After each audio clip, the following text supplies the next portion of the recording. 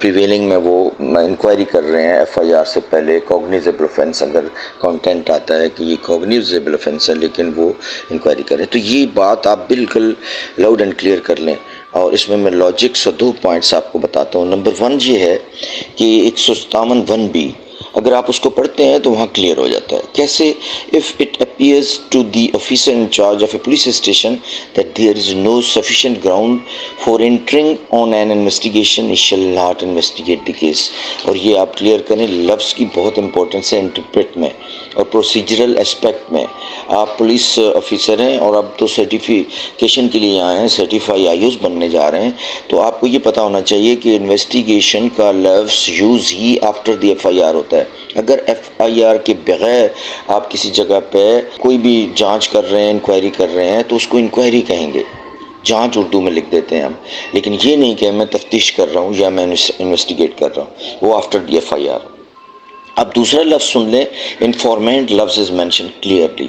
وہ آپ جب 24(1) پڑھیں گے تو وہاں پہ 24(1)(4)(a) میں کلیئر لکھا ہوا ہے the source from which the information was obtained and the circumstances under which the informant ascertained the names of the offender and witnesses if any are mentioned۔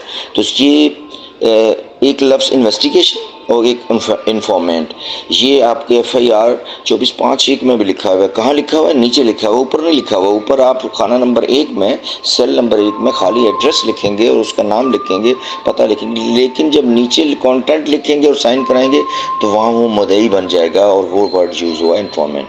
اچھا، اب آپ یہ جو کنسیپٹ ہے اپنے ذہن میں کلیئر کر لیں کہ کوئی کنسیپٹ نہیں ہے ایف آئی آر رجسٹریشن سے پہلے آپ انکوائری کریں اور اس کے بعد ایف آئی آر رجسٹر کریں۔ 2 ہی صورتیں صرف، ایک ہے کوگنیزیبل، ایک نان کوگنیزیبل۔ اب اگر ایک لاجک اور ہے، اب اگر 157 میں سی آر پی سی نے یہ ڈسکس کرنا تھا کہ آپ پہلے انکوائری کریں اور پھر ایف آئی آر کریں، تو وہ تو آلریڈی نان کوگ میں دے دیا ہے کہ نان کوگ میں آپ 151 میں میجسٹریٹ صاحب کو پاور ہے، وہ آپ کو انکوائری کی اجازت دے سکتے ہیں، تو انکوائری آرڈر کریں گے، آپ انکوائری کریں گے اور سبمٹ رپورٹ کریں گے۔